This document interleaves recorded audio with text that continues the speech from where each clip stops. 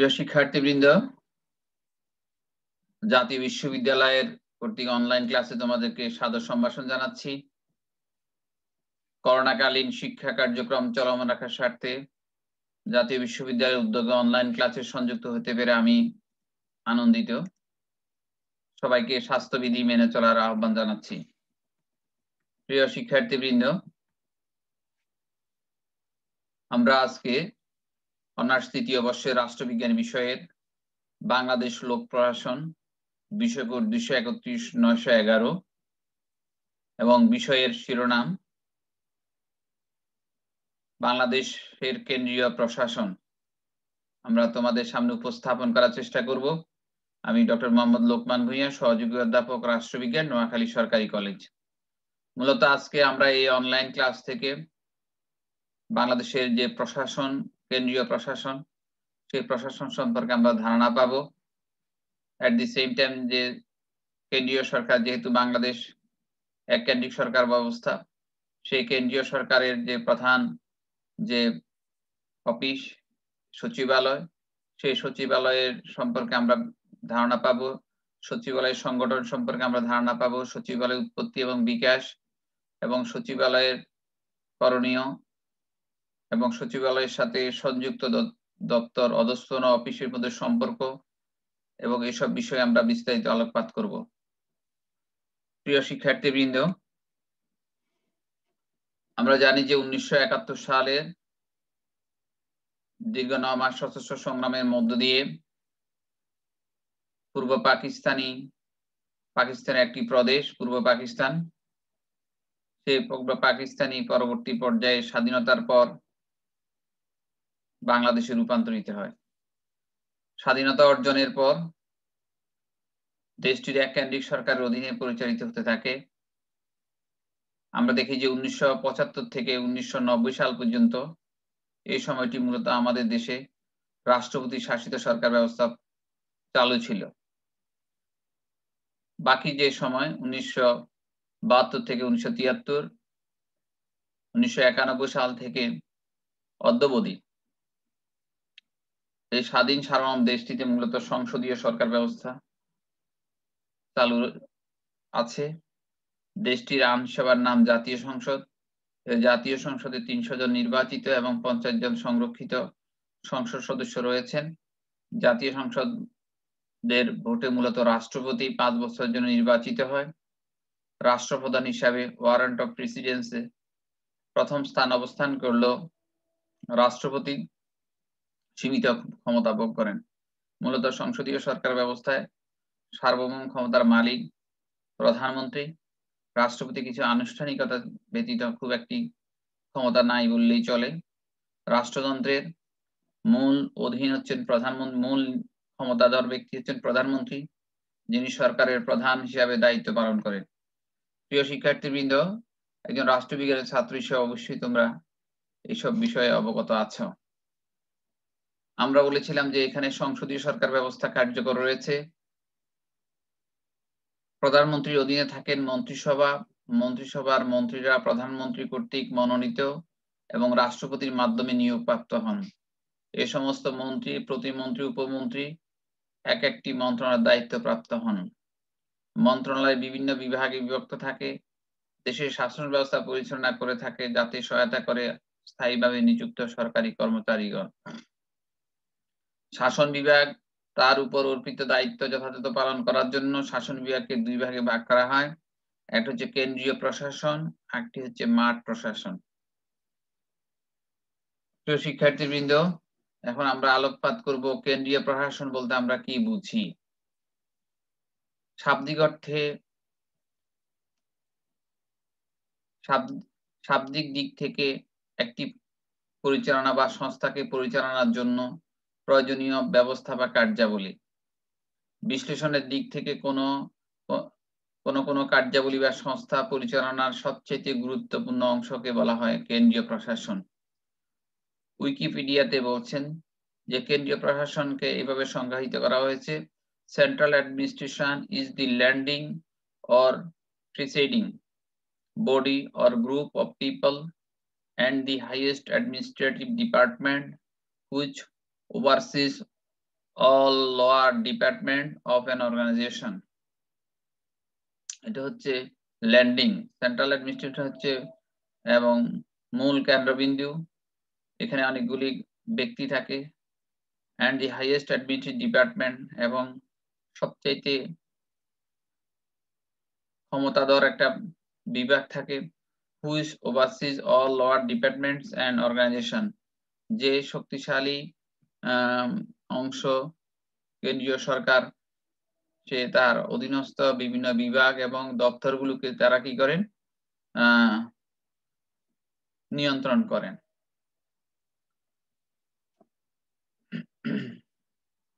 এক কথা কেন্দ্রীয় প্রশাসন হচ্ছে সমগ্র প্রশাসনের সর্বাধিক গুরুত্বপূর্ণ ও শীর্ষস্থানীয়, যেখান থেকে প্রশাসনের সম্পূর্ণ অংশের উপর নিয়ন্ত্রণ প্রতিষ্ঠার মাধ্যমে কাঙ্ক্ষিত লক্ষ্য ও উদ্দেশ্য পূরণ করা হয়। কেন্দ্রীয় প্রশাসন এবং স্থানীয় প্রশাসন। কেন্দ্রীয় প্রশাসনের যিনি প্রধান, যিনি শাসন বিভাগের প্রধান, তিনি হচ্ছেন রাষ্ট্রপতি, তারপর প্রধানমন্ত্রী, মন্ত্রিসভা, সচিবালয়, সচিবালয়ের মন্ত্রণালয়, বিভাগ, শাখা সমূহ। রাষ্ট্রপতির কার্যালয় থাকেন, প্রধানমন্ত্রীর কার্যালয় থাকেন, মন্ত্রিসভা, এরপর হচ্ছে সচিবালয়। সচিবালয় হচ্ছে মূলত যেখানে সচিবরা বসেন। অনেকগুলি মন্ত্রণালয়ের সমষ্টিকে বলা হয় সচিবালয়।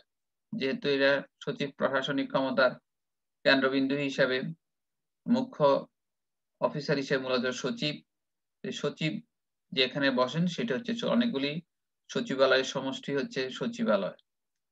সচিবরা যেখানে বসেন, যেখানে বসে অফিস করেন, যেখানে বসে রাষ্ট্রীয় গুরুত্বপূর্ণ নীতি নির্ধারণ এবং নীতি বাস্তবায়নে ভূমিকা রাখেন। মন্ত্রণালয়, বিভাগ এবং শাখা। স্থানীয় পর্যায়ে আছে, আমরা জানি এখানে স্থানীয় পর্যায়ে বিভাগ আছে, জেলা আছে এবং উপজেলা আছে। প্রিয় শিক্ষার্থীবৃন্দ, আমরা এখন সচিবালয়ের জন্ম ও বিকাশ নিয়ে আমরা আলোকপাত করব। বাংলাদেশ স্বাধীনতা লাভের পর প্রাদেশিক সচিবালয়কে জাতীয় সচিবালয় উন্নীত করা হয়। যেহেতু বাংলাদেশ ছিল, পূর্ব পাকিস্তান ছিল একটি প্রদেশ, সেই প্রাদেশিক সচিবালয়কে মূলত জাতীয় সচিবালয় উন্নীত করা হয়। 1972 সালে আমাদের মন্ত্রণালয় ছিল 35টি, বিভাগ ছিল 30টি। 1974 সালে মন্ত্রণালয়ে 26টি, বিভাগের সংখ্যা 32টি। 1975 সালে আমরা দেখি যে 25শে জানুয়ারি বঙ্গবন্ধু শেখ মুজিবুর রহমান সংসদীয় গণতন্ত্র থেকে ঐক্য প্রতিষ্ঠা করার জন্য মূলত তিনি রাষ্ট্রপতি শাসিত সরকার তথা বাকশাল গঠন করেন, এবং রাষ্ট্রপতি শাসিত সরকার যখন গ্রহণ করা হয় তখন আমাদের মন্ত্রণালয় ছিল 29টি, বিভাগ ছিল 46টি। 1990 সালে মন্ত্রণালয় ছিল 30টি। 1996 সালে আমরা জানি রুলস অফ বিজনেস প্রণীত হয়। 2001 সালে 37টি মন্ত্রণালয় বিভক্ত করা হয়। এখন বর্তমানে মন্ত্রণালয়ের সংখ্যা 39টি।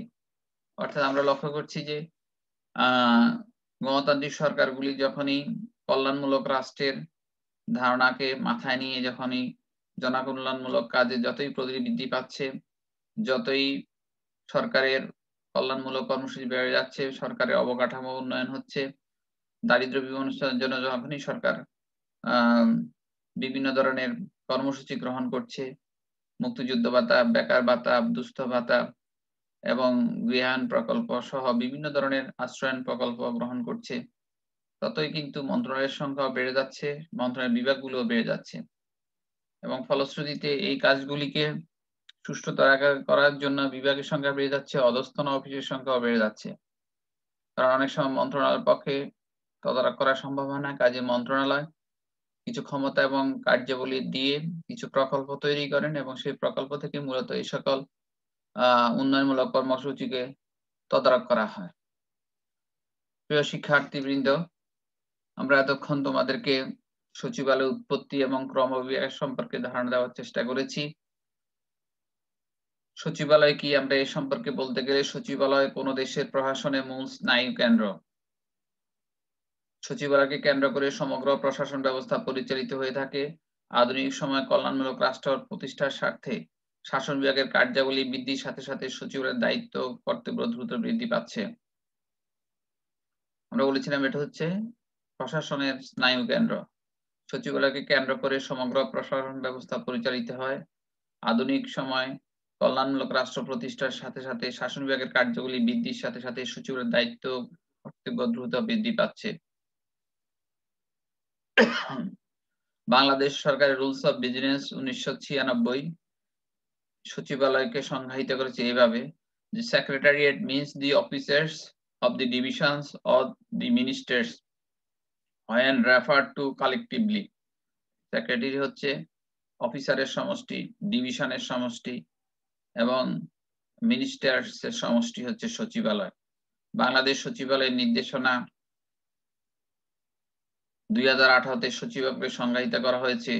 সচিবালয় বলতে মন্ত্রণালয় ও বিভাগ সমূহকে বোঝায়। সচিবালয় মূলত মন্ত্রণালয়ের সমষ্টিকে আমরা বলবো সচিবালয়। কারণ প্রত্যেকটি মন্ত্রণালয়ে একজন সচিব থাকেন এবং সচিবরা সেখানে অফিস করেন, তিনি হচ্ছেন প্রধান প্রশাসনিক কর্মকর্তা। প্রিয় শিক্ষার্থীবৃন্দ, আশা করি তোমরা এই সংজ্ঞাগুলি থেকে সচিবালয় বলতে আমরা কি বুঝি সে সম্পর্কে একটি ধারণা পেয়েছ। সচিবালয়ের বৈশিষ্ট্য। সচিবালয় বাংলাদেশ লোক প্রশাসনের মস্তিষ্ক স্বরূপ। লোক প্রশাসন এমন একটি সরকার যে কোনো সিদ্ধান্ত গ্রহণ ও বাস্তবায়নের ক্ষেত্রে সচিবালয়ের সিদ্ধান্তই শেষ কথা বলে বিবেচিত হয়। বাংলাদেশ সৃষ্টি শুরু থেকে আজ পর্যন্ত সচিবালয় দেশের হয়ে সমস্ত প্রকার দিক নির্দেশনা দিয়ে চলছে। লোক প্রশাসনের নিয়োগ, পদোন্নতি, বদলি, পেনশন, বরখাস্ত, অপসারণ যাবতীয় সিদ্ধান্ত যেমন সচিবালয় গ্রহণ করে, তেমনি দেশের সমস্ত গুরুত্বপূর্ণ বিষয়ে সচিবালয় গ্রহণ করে থাকে। সচিবালয়ের নিম্নোক্ত বৈশিষ্ট্য সম্মিলিত। প্রথমে বলছি লোক প্রশাসনের শীর্ষ সংস্থা হচ্ছে সচিবালয়। 2, সচিবালয় হচ্ছে স্তর ভিত্তিক প্রশাসন। এখানে প্রত্যেকটি স্তরায়িত প্রশাসন।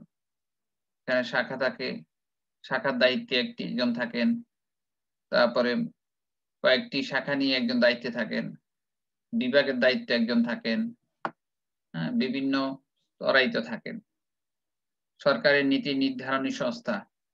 যদিও আমরা বলি সচিবালয় যারা সচিবরা সরকার নীতি বাস্তবায়ন করেন, কিন্তু আমরা লক্ষ্য করি যে সংসদীয় সরকার ব্যবস্থায়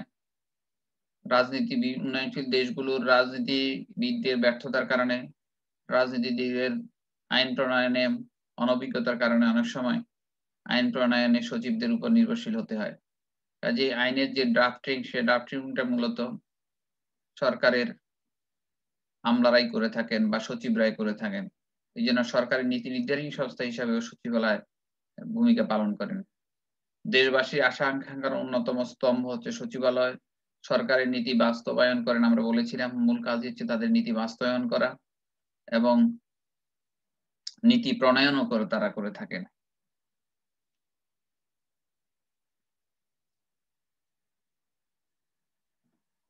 আমরা বলেছিলাম যে এই কাজগুলি মূলত সচিবালয় করে থাকেন। বাংলাদেশ সচিবালয় একটি অন্যতম শক্তিশালী সংগঠন। সচিবালয়ের সাংগঠনিক কাজে একটি পরিকল্পিত সুশৃঙ্খল বিন্যাসের উপর নির্ভরশীল। সচিবালয়ের নির্দেশমালা 2014 এবং দ্বিতীয় অধ্যায় 3, 4 ও 5 নং ধারায় সচিবালয়ের সংগঠনের বিন্যাস করা হয়েছে। সচিব কি? সচিব হচ্ছে মন্ত্রণালয় বিভাগের প্রশাসনিক প্রধান। তিনি প্রশাসন ও শৃঙ্খলা এবং উহার উপর অর্পিত দায়িত্বগুলি যথাযথভাবে পালনের জন্য দায়ী থাকবেন। তিনি মন্ত্রণালয়, বিভাগ, সংযুক্ত দপ্তর, অধস্তন অফিস সমূহে কার্য বিধিমালা সতর্কতার সাথে পালনের জন্য দায়ী থাকবেন। কার্য সম্পাদন সম্পর্কে দায়িত্বপ্রাপ্ত মন্ত্রীকে তিনি অবহিত করবেন। তিনি মন্ত্রণালয়ের প্রধান নির্বাহী অফিসার হবেন এবং মন্ত্রণালয় ও তার অধীনস্থ অফিস সমূহের বরাদ্দ ও তহবিল সমূহ বলবৎ বিধিমালা, আইন সমূহ অনুযায়ী যাতে পরিচালিত হয় বা আইন সমূহ যাতে ব্যয়িত হয় তা নিশ্চিত করবেন। আমি আবার বলছি যে তিনি মন্ত্রণালয়ের প্রধান নির্বাহী অফিসার হিসাবে এবং মন্ত্রণালয় ও তার অধীনস্থ অফিস সমূহের বরাদ্দ ও তহবিল সমূহ বলবৎ বিধিমালা ও সমূহ আইন অনুযায়ী যাতে ব্যয়িত হয় তা নিশ্চিত করবেন। সচিবালয়ের কাঠামো। আমরা বলছি যে সচিবালয়ের কাঠামো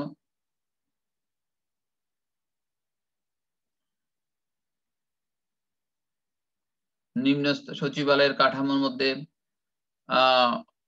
সচিবালয়ের কাঠামো এবং পদবিন্যাস এবং সংযুক্ত অফিসের যে বিষয়গুলো আমরা এখন উপস্থাপন করছি। এখানে প্রথম থাকে মন্ত্রণালয়, তারপর বিভাগ এবং বিভাগের মধ্যে এখানে সংযুক্ত দপ্তর ও অধস্তন অফিস থাকে, মন্ত্রী থাকে, প্রতিমন্ত্রী থাকে, অনুবিভাগ থাকে, অধিশাখা থাকে, শাখা থাকে। আর এখানে সর্বোচ্চ পর্যায়ে থাকেন মন্ত্রী, এরপরে সচিব বা সিনিয়র সচিব। অনেক সময় দেখা যায় যে মন্ত্রণালয়ের দায়িত্বে, বড় বড় মন্ত্রণালয়ের দায়িত্বে ইদানিং আমরা দেখি সচিবের পরিবর্তে সিনিয়র সচিব দায়িত্ব পালন করেন। অতিরিক্ত সচিব, যুগ্ম সচিব, উপসচিব, সিনিয়র সহকারী সচিব, সহকারী সচিব এবং দ্বিতীয়, তৃতীয়, চতুর্থ শ্রেণীর কর্মকর্তা কর্মচারীরা এখানে থাকেন। মূলত এটা হচ্ছে সচিবালয়ের কাঠামো। এখানে প্রথম হচ্ছে মন্ত্রণালয়। মন্ত্রণালয়ের মধ্যে আমরা বলেছিলাম যে এখানে মন্ত্রণালয়ের সাথে থাকে সংযুক্ত দপ্তর ও অধস্তন অফিস। এরপর আছেন বিভাগ, এক একটি মন্ত্রণালয় অনেকগুলি বিভাগে বিভক্ত। এরপরে থাকে অনুবিভাগ, তারপরে থাকেন অধিশাখা, তারপরে শাখা। মন্ত্রী, এরপরে থাকেন প্রতিমন্ত্রী, প্রতিমন্ত্রী পরে থাকেন সিনিয়র সচিব বা সচিব, অতিরিক্ত সচিব, যুগ্ম সচিব, উপসচিব, সহকারী সচিব। এইভাবেই মূলত সচিবালয়ের কাঠামো বিন্যস্ত থাকে।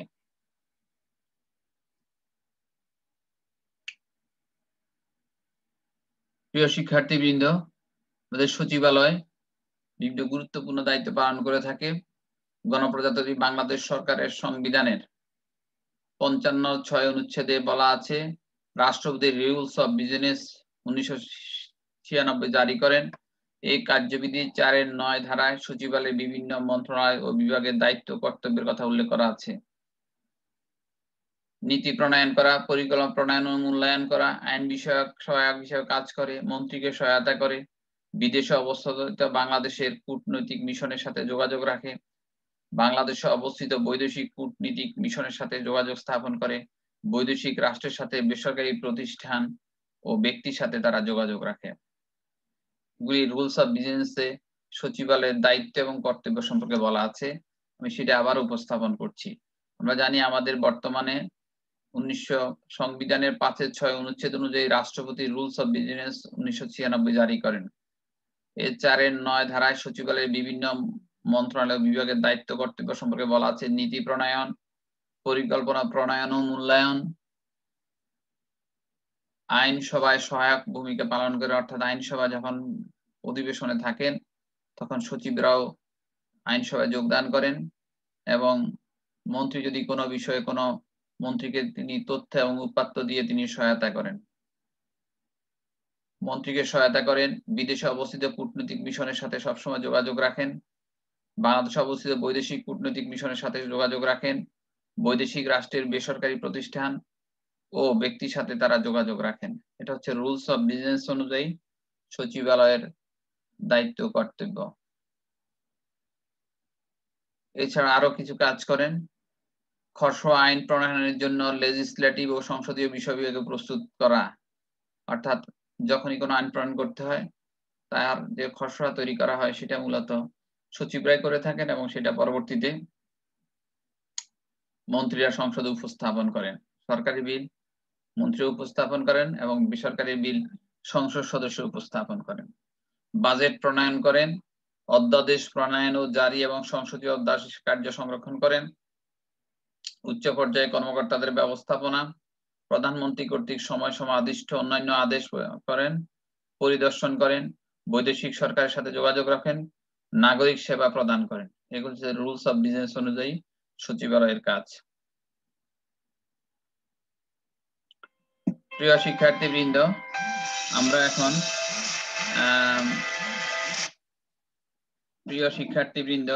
আমরা এখন সচিবালয়ের সাথে সংযুক্ত দপ্তর ও অধস্তন অফিস সমূহের সম্পর্ক নিয়ে আমরা আলোকপাত করব।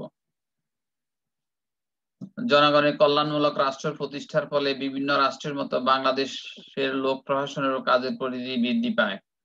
এই কাজের পরিধি বৃদ্ধি পাওয়ার সাথে সাথে মন্ত্রণালয় বিভিন্ন বিভাগের অধীন সংযুক্ত দপ্তর অধস্তন কিছু কার্যালয় সম্পাদন করতে হয়। উদাহরণস্বরূপ বলা যায় বাংলাদেশে মোট মন্ত্রণালয় আছে 41টি, প্রধানমন্ত্রী ও রাষ্ট্রপতি সচিবালয় সহ, আর এতে বিভাগের সংখ্যা 61টি। কিন্তু সকল মন্ত্রণালয় বিভাগের অধীন 351টি সংযুক্ত দপ্তর ও অধস্তন কার্যালয় রয়েছে। মূলত সরকারের সেবাকে দ্রুত গতিতে ছড়িয়ে দেওয়াই হচ্ছে এই সমস্ত অফিসের প্রতিষ্ঠার অন্যতম উদ্দেশ্য। আমরা আশা করি এতক্ষণ আমরা যে বিষয়টি আমরা জানতে পারলাম, তোমরা সচিবালয়ের সংযুক্ত দপ্তর এবং অধস্তন অফিস সমূহ গঠন করার বা করার উদ্দেশ্য আমরা জানতে পেরেছি।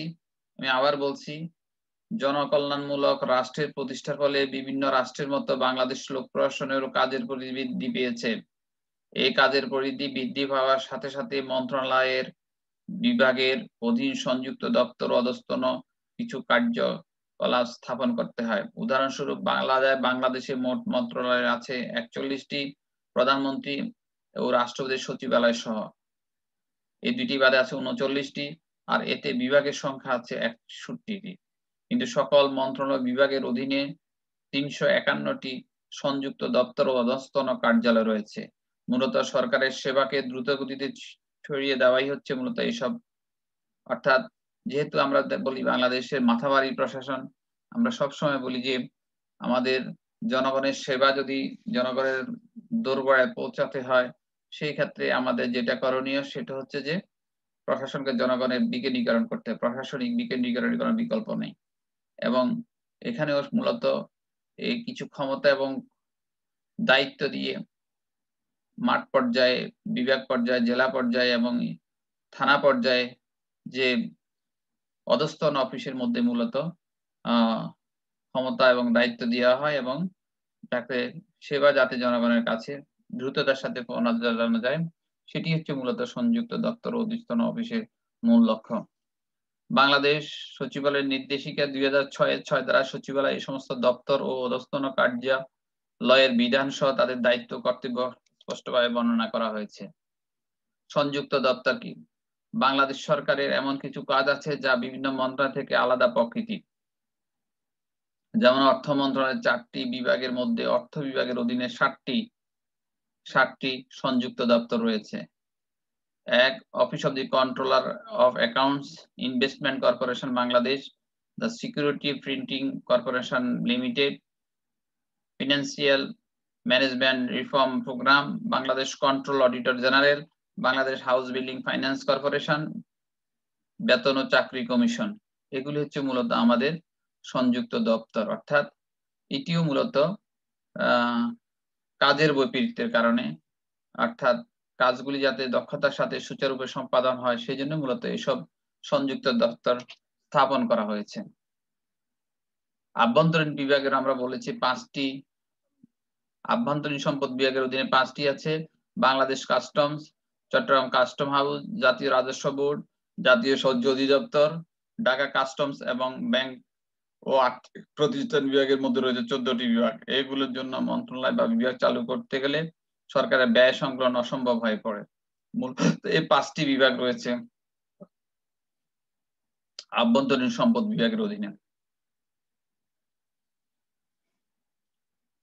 কাজেই আমরা বলি যে সংযুক্ত বিভাগ ও মন্ত্রণালয়ের একটি গুরুত্বপূর্ণ দপ্তর, যেখানে মন্ত্রণালয় বিভাগের সাথে সংযুক্ত রেখে এদের আলাদা অফিসের ব্যবস্থা করা হয়। এগুলোকে বলা হয় সংযুক্ত দপ্তর ও অধস্তন কার্যালয় এবং কর্পোরেশন। সংশ্লিষ্ট কার্যালয়গুলো 2 ধরনের কার্যাবলী সম্পাদন করে। প্রথম হচ্ছে যে তারা প্রায়োগিক তথ্য উপাত্ত পরিসংখ্যান জ্ঞান অভিজ্ঞতার মাধ্যমে সচিবালয়কে প্রায়োগিক বিষয়ে নীতি প্রণয়নে সহায়তা করে। অর্থাৎ তারা যেহেতু গ্রাসরুট লেভেলে কাজ করে, তারা যেহেতু সরাসরি জনগণের সাথে কাজ করে, সেহেতু তাদের পক্ষে তথ্য উপাত্ত মন্ত্রণালয়ের পক্ষে সংগ্রহ করা সম্ভব হয় না। কাজে প্রায়োগিক তথ্য উপাত্ত পরিসংখ্যান জ্ঞান ও অভিজ্ঞতার মাধ্যমে সচিবালয়ের প্রায়োগিক দিকগুলি দেখেন সংযুক্ত দপ্তর বা সংযুক্ত দপ্তর। 2 সচিবালয় কর্তৃক গৃহীত নীতি ও নির্দেশিত আদেশ অনুযায়ী সংশ্লিষ্ট বিভাগ নীতি কার্যকর অন্যান্য কার্য সম্পাদন করেন। সচিবালয় সিদ্ধান্ত প্রণয়ন স্তরে কর্মকর্তাদের সমস্যার প্রায়োগিক ও বাস্তবিক সম্পর্কে তথ্যগতভাবে পুরোপুরি জ্ঞাত রাখার উদ্দেশ্যে সংশ্লিষ্ট অফিসের সৃষ্টি হয়। সচিবালয়ের সিদ্ধান্ত প্রণয়ন স্তরে কর্মকর্তাদের সমস্যার প্রায়োগিক এবং বাস্তবিক সম্পর্কে তথ্যগতভাবে পুরোপুরি জ্ঞাত রাখার উদ্দেশ্যে মূলত সংশ্লিষ্ট অফিসের সৃষ্টি হয়।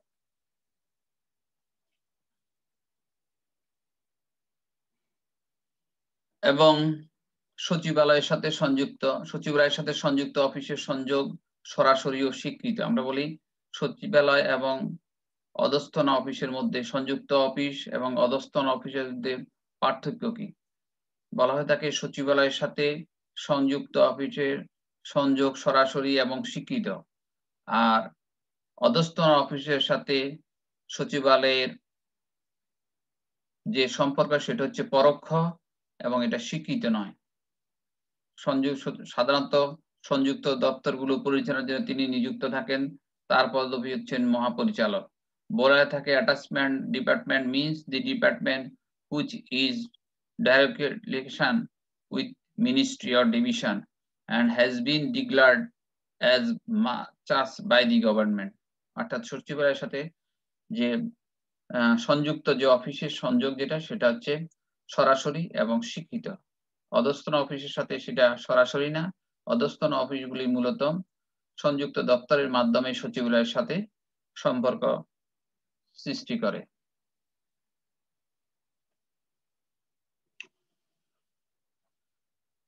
যে কোনো নাম হোক না কেন সংযুক্ত দপ্তরের প্রধান হিসেবে তিনি অধস্তন দপ্তরের কার্যক্রম পরিচালনার দায়িত্ব পালন করেন। এই দায়িত্ব পালনের জন্য সরকার কর্তৃক তাকে প্রশাসনিক ও আর্থিক ক্ষমতা প্রদান করা হয়।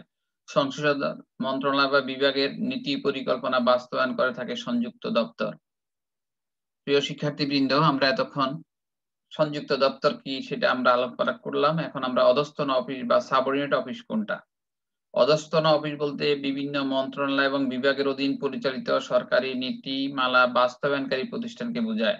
সংযুক্ত দপ্তর বা অধিদপ্তরের পার্থক্য হলো এই যে এটা সরকার কর্তৃক ঘোষিত অধিদপ্তর নয়, কোন মন্ত্রণালয় বিভাগের সরাসরি অধীন নয় এবং প্রতিষ্ঠান প্রধান অধিদপ্তরের প্রধানের চেয়ে নিম্ন পদের। আমরা এখানে বুঝতে পেরেছি যে অধস্তন অফিসগুলো হচ্ছে মূলত সংযুক্ত দপ্তর বা অধিদপ্তরের সহায়তা করে বিভিন্নভাবে কাজ করতে। এই জন্য বলা হচ্ছে যে অধস্তন অফিস হচ্ছে বিভিন্ন মন্ত্রণালয় বিভাগের অধীন পরিচালিত সরকারি নীতি বাস্তবায়নকারী প্রতিষ্ঠানকে বোঝায়।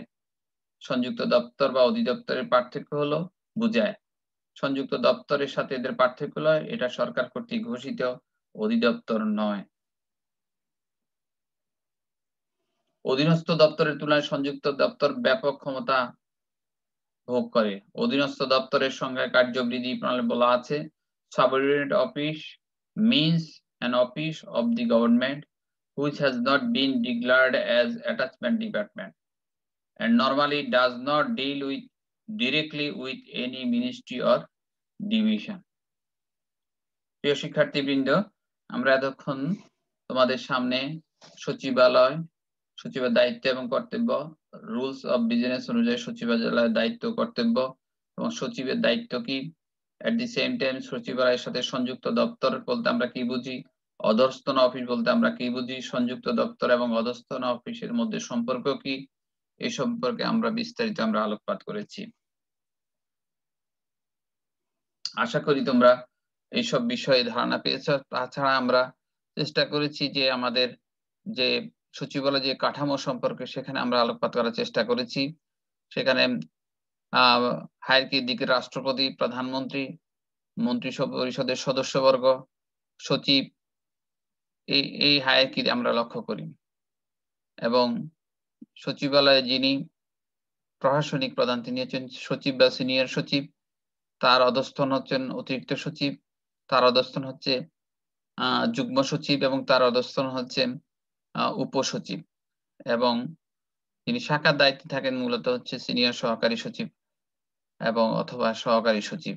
এছাড়া সর্বনিম্ন পর্যায়ে অবস্থান করেন তৃতীয় এবং চতুর্থ শ্রেণীর কর্মচারী বা কর্মকর্তাবৃন্দ। প্রিয় শিক্ষার্থীবৃন্দ, অধস্তন অফিস বলতে আমরা বোঝাচ্ছি সচিবালয়ের কাজের বৈপরীত্য যখনই দেখা দেয় তখনই অধস্তন অফিসগুলোর সংযুক্ত অফিসগুলির সৃষ্টি হয়। সংযুক্ত অফিসগুলি অনেকটা সচিবালয়ের বিভিন্ন শাখা বা উপশাখা, অর্থাৎ এক একটা কাজকে আমরা দেখিয়েছি যে অর্থ মন্ত্রণালয়ে বিভিন্ন বিভাগ আছে, ঠিক তেমনি অনেকগুলি মন্ত্রণালয়ে বিভিন্ন বিভাগগুলো আছে যেগুলির সাথে সচিবালয়ের সম্পর্ক সরাসরি প্রত্যক্ষ এবং সরকার কর্তৃক ঘোষিত, এবং মহাপরিচালক বা জয়েন্ট সেক্রেটারি লেভেলের একজন কর্মকর্তা সেখানে এই সংযুক্ত দপ্তরগুলোর প্রধান হিসেবে কাজ করেন। অধস্তন অফিসগুলো হচ্ছে মূলত এমন অফিস যেগুলি বিভিন্নভাবে সরকারের যে আমরা ডিসি অফিসকে বলতে পারি, ইউনো অফিসকে আমরা বলতে পারি, একটি সরকারি কলেজকে আমরা বলতে পারি, এটা অধস্তন অফিস। এবং এদের কাজ হচ্ছে মূলত সরকারের যেসব নীতি প্রণয়ন করে সেসব নীতিগুলো বাস্তবায়ন করা হচ্ছে মূলত অধস্তন অফিসের মূল কাজ। প্রিয় শিক্ষার্থীবৃন্দ, আমরা এখন পাবলিক কর্পোরেশন বলতে আমরা কি বুঝি সেই সম্পর্কে একটু সংক্ষিপ্ত ধারণা দেওয়ার চেষ্টা করব। পাবলিক কর্পোরেশন বলতে government own corporation which deals A body of people. মূলত পাবলিক কর্পোরেশন হচ্ছে শাব্দিক অর্থে সরকারি সংস্থা, এটি প্রতিষ্ঠান বা সরকার নিয়ন্ত্রিত করে বা পরিচালিত করে থাকে। তবে এই প্রতিষ্ঠানের উদ্দেশ্য থাকে উৎপাদন ও ব্যবস্থাপনার মাধ্যমে অর্থনৈতিক কার্যক্রম পরিচালনা করা। পাবলিক কর্পোরেশনের মূল যে লক্ষ্য থাকে সেটা হচ্ছে উৎপাদন ও ব্যবস্থাপনার মাধ্যমে অর্থনৈতিক কার্যক্রম পরিচালনা করা। অক্সফোর্ড লার্নার্স ডিকশনারি সেখানে বলা হচ্ছে যে an organization that is owned by the government that provides a national service। তাহলে পাবলিক কর্পোরেশন হচ্ছে an organization, একটি সংগঠন, that is owned by the government, যেটা সরকারি মালিকানাধীন, and that provides a national service, যারা জাতীয় সেবা সংস্থা হিসাবে কাজ করে। বাংলা বিধিমা বর্ণনা করা হয়েছে এরকম যে রাষ্ট্রায়ত্ত প্রতিষ্ঠান, সরকার প্রতিষ্ঠিত এবং সম্পূর্ণ বা আংশিকভাবে সরকার নিয়ন্ত্রিত ব্যবসায় প্রতিষ্ঠান যা নিজের উৎপাদিত দ্রব্য, পণ্য বা সেবামূলক ব্যবসা থেকে অর্জিত আয় এবং সরকারের বরাদ্দের অর্থে পরিচালিত হয়।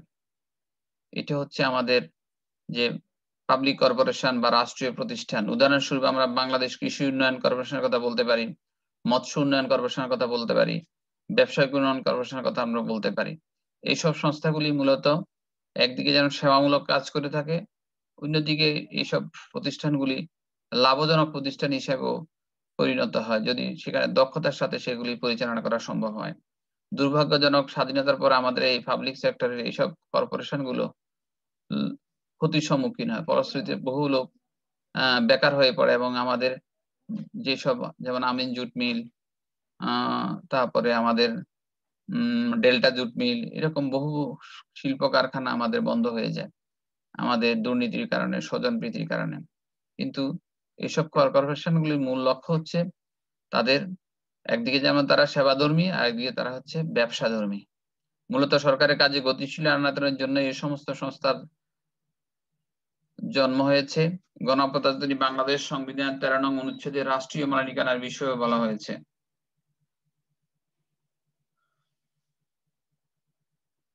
আমাদের এই যে পাবলিক কর্পোরেশন যেগুলি, এগুলি লক্ষ্য কি? রাষ্ট্রের অর্থনৈতিক প্রয়োজনকে সামনে রেখে সরকারের সক্রিয় তত্ত্বাবধানে পাবলিক কর্পোরেশন গঠিত হয়। সরকারি উদ্যোগে বিনিয়োগ করলে ঝুঁকি কম থাকে, অনেকেই মনে করেন, যার কারণে এই পাবলিক কর্পোরেশন গড়ে ওঠে। আমলাতান্ত্রিক জটিলতা মুক্ত সরকারি উৎপাদন প্রতিষ্ঠান, জবাবদিহিতা নিশ্চিত করা সম্ভব হয়। একই সাথে জনসেবা এবং মুনাফা অর্জন করা যায়। বহুমুখী উন্নয়ন কর্মকাণ্ড পরিচালনা করা সম্ভব হয়। সরকারকে সহযোগিতা করতে পারে। উন্নয়নকে তৃণমূল পর্যায়ে পৌঁছে দেওয়া যায়। ব্যক্তিগত উদ্যোগে কঠিন হলেও সরকারি উদ্যোগে কঠিন নয়। বিশ্বায়নের চ্যালেঞ্জ মোকাবেলা সহজ হয়। পূর্ণ প্রতিযোগিতা বিদ্যমান রাখা যায়। কর্মসংস্থানের সুযোগ সৃষ্টি হয়। সরকারি কাজে বিঘ্ন সৃষ্টি করে না। মূলত আমরা বলেছিলাম যে দুটি কাজ, একটা সেবাধর্মী আর একটা হচ্ছে মুনাফাধর্মী এসব প্রতিষ্ঠান হচ্ছে মূলত। আমরা দেখি যে স্বাধীনতার পর আমরা যেসব পশ্চিম পাকিস্তানিরা যেসব প্রতিষ্ঠান এখানে তারা রেখে গিয়েছিল, আমরা সেগুলিকে দুর্নীতির কারণে, স্বজনপ্রীতির কারণে আমরা লাভজনক প্রতিষ্ঠানে করতে পারি না। কিন্তু স্বাধীনতার পর আমাদের কিছু প্রতিষ্ঠান এমন গড়ে উঠেছে যেগুলি লাভজনক প্রতিষ্ঠানে পরিণত হয়েছে এবং দুর্ভাগ্যজনক অনেক প্রতিষ্ঠান বন্ধ হয়ে গেছে। পাকিস্তানিরা চালিয়েছিল কিন্তু আমরা বাংলাদেশে অভাবে চালাইতে পারিনি। এর মূল কারণ হচ্ছে দুর্নীতি, স্বজনপ্রীতি এবং সততা এবং নিষ্ঠার অভাবের কারণেই আমরা এগুলি বন্ধ হয়ে গেছে। কাজেই আমাদের বিভিন্ন কর্পোরেশন গুলো আছে, এগুলি আমাদের নিজের প্রয়োজনে এগুলিকে সরকারি প্রতিষ্ঠানগুলোকে সচল রাখা জরুরি বলে আমরা মনে করি। বাংলাদেশ সরকারি প্রতিষ্ঠানগুলির কর্পোরেশনগুলির শ্রেণীবিভাগ। পৃথিবীর বিভিন্ন দেশে বর্তমান সময়ে পাবলিক সেক্টর কর্পোরেশন রয়েছে, জয়জয়কার অবস্থা। অন্যান্য দেশের মধ্যে বাংলাদেশ সরকারি কর্পোরেশনের খাত উল্লেখযোগ্যভাবে প্রভাব বিস্তার করতে সক্ষম হয়েছে।